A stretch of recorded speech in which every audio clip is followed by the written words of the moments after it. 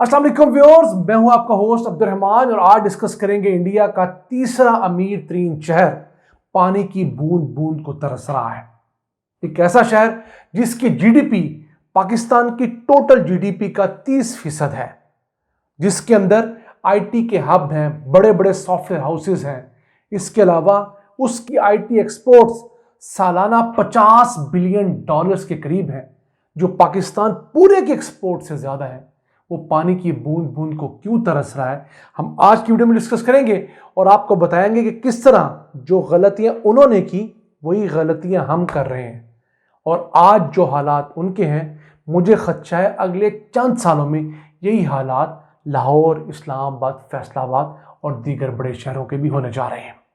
अब आपको मोटा मोटा बताएं कि हुआ क्या। बेंगलुरु शहर, जो कि 1980 की दिहाई के अंदर सिर्फ 30 लाख लोगों का शहर था, वो अगले 40 सालों के अंदर 1.5 करोड़ लोगों का शहर बन गया। एक ऐसा शहर जिसे city of lakes and gardens कहा जाता था, जिसके अंदर 1000 से ज्यादा झीलें थी। बहुत सारी झीलें आपस में इंटरकनेक्टेड थी। बारिशें होती थी तो उनका पानी जाकर झीलों में रुक जाता था, जमीन में चला जाता था, उसी पानी को यूटिलाइज किया जाता था। उन झीलों को आहिस्ता आहिस्ता डेवलपर माफिया ने, रियल एस्टेट वालों ने खत्म कर दिया। प्राइवेट हाउसिंग सोसाइटीज ने उन झीलों को तकरीबन कम किया। अब कम होते होते इन झीलों की तादाद बमुश्किल 285 रह गई है। उनमें से भी जो प्रॉपरली मेंटेन्ड झीलें हैं उनकी तादाद 100 बताई जाती है। अब इंडिया का जो साउथ का एरिया है, जहां पर बेंगलुरु वगैरह है, उसका इशू है कि वहां पर जेरे जमीन जो स्ट्रक्चर है वो रॉकी है। पानी बहुत तेजी से आता है और बहुत तेजी से बहुत नीचे भी चला जाता है। हमारे पंजाब वगैरह की तरह नहीं कि पानी एक खास सतह पर है। तो हुआ क्या, गुज़िश्ता साल बारिशें कम हुई 18 से 20% सिर्फ, लेकिन उन कम बारिशों के सबब इस वक्त बहुत तेजी से पानी की बहुत शिद्दत बढ़ती जा रही है। डिमांड तो है 2630 मिलियन लीटर रोजाना और मुहैया कितना किया जा रहा है, तकरीबन 2100 मिलियन लीटर। 500 मिलियन लीटर पानी की शॉर्टेज है। कोई 1470 मिलियन लीटर तो करीब से बहने वाले दरियाए कवेरी से पानी हासिल होता है। देखिए, ये दरिया के ऊपर वाक़ शहर है, बिल्कुल इसके सेंटर में से दरिया गुजरता है, तब भी यहां पर पानी की शॉर्टेज है। इसके अलावा कुछ 14,000 ट्यूबवेल्स लगे हुए हैं, उनमें से 7,000 ट्यूबवेल्स खुश्क हो चुके हैं, अब वो पानी नहीं निकालते। तो ये वजूहात हमारे यहाँ भी इस्लामाबाद में नोट की जा रही है, उसको हम आगे जाकर डिस्कस करेंगे। फिर एक और गलती इस शहर ने ये की कि जिस शहर के अंदर 2010 तक 28% एरिया जो था वो ग्रीन एरिया था, वहां पर गार्डन्स थे, वहां पर ओपन स्पेसिस थी, कच्ची जमीन थी, उसको आहिस्ता आहिस्ता कंक्रीट से भरा गया, जैसे हमने भरा है। और इस वक्त शहर की सिर्फ 3% ऐसी स्पेसिस बची हैं जहां पर पार्क्स हैं, गार्डन्स हैं, कच्ची जमीनें हैं, ग्रीन एरिया। तो टोटल 10% एरिया बचा है गुज़िश्ता 13 सालों के अंदर। ये जुल्म इस शहर की इंतजामिया ने किया, वहां के बिल्डर्स ने किया, वहां के लोगों ने होने दिया। और यही वजह है कि इस वक्त इस शहर के अंदर पानी का एक टैंकर 10,000 रुपये पाकिस्तानी में अवेलेबल है।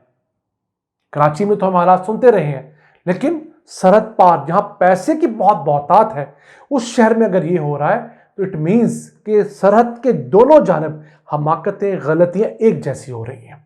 और हम लड़ किसके ऊपर रहे हैं? अपनी मिलिट्री को बड़ा दिखाने के लिए, अपने न्यूक्लियर आर्सेनल को बड़ा दिखाने के लिए, जबकि दोनों शहरों की आबादी बुरे तरीके से पिस रही है। अब इंडिया के अंदर टोटल आईटी के अंदर काम करने वाले लड़के हैं, लड़कियां जो हैं, उनकी तादाद तकरीबन 55 लाख है। उनमें से 15 लाख आईटी और सॉफ्टवेयर के लड़के लड़कियां सिर्फ इस शहर के अंदर काम करते हैं। अब तो यहां तक कहा जा रहा है कि हुकूमत को चाहिए कि बेंगलुरु के अंदर जितने भी आईटी के लोग काम करते हैं, जो आउट ऑफ सिटी से यहां आए हुए हैं, उनको फौरी तौर पर वर्क फ्रॉम होम की इजाजत दी जाए और उन्हें अपने अपने शहरों में, अपनी रियासतों में जाने दिया जाए। अगर ये काम हुकूमत करती है तो तकरीबन 10 लाख ऐसे प्रोफेशनल्स हैं जो वापस दीगर रियासतों में, दीगर स्टेट्स, अपने शहरों में चले जाएंगे। उनके साथ उनकी फैमिलीज भी हैं, बच्चे भी हैं, क्योंकि आईटी ग्रेजुएट्स अच्छे खासे पैसे कमाते हैं आजकल पाकिस्तान में भी और इंडिया में भी। तो अगर 10 लाख लोगों को शहरों से माइग्रेट करके अपने घरों में जाकर काम की इजाज़त दी जाएगी, जैसे कोरोना के दौर में दी गई, तो उम्मीद है कि 25-30 लाख लोग शहर से चले जाएंगे और पानी की जो डिमांड है वो ऑटोमेटिकली रिड्यूस हो जाएगी। हाँ, उससे ऑफिस पे फर्क पड़ेगा, काम की परफॉर्मेंस ऑब्वियसली कम होती है वर्क फ्रॉम होम से, लेकिन जितना बड़ा क्राइसिस है वो वहाँ पर जाकर थमने का नाम तभी लेगा। अब अगला मानसून जो है वो जून के महीने में आ रहा है। दरमियान में अभी मार्च रहता है, अप्रैल रहता है, मई रहता है, तो ये 2-2.25 महीने अभी उनके सर पर सवार है। इसके अलावा और बहुत सारी गलतियां उन्होंने भी हमारी बारी दोहराई हैं। मिसाल के तौर पर एक तो पानी को बेतहाशा इस्तेमाल किया, जैसे हम करते हैं।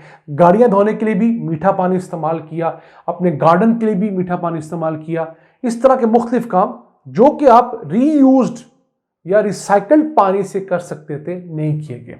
अब इस शहर में सिर्फ 30% पानी रिसाइकल होता है, हमारे यहाँ तो 10% भी नहीं होता। तो देखिए उनके ये हालात हैं। फिर यहाँ पर हर शख्स ने ट्यूबवेल लगाना शुरू किया, उसके वजह से वाटर टेबल बहुत ज़्यादा नीचे गया। तो मैं समझता हूँ कि उनसे सबक सीखते हुए हमें ये करना चाहिए कि फौरी तौर पर अपने तमाम शहरों के अंदर जो पार्क्स हैं उनको इर्द गिर्द की आबादी से नीचा करें।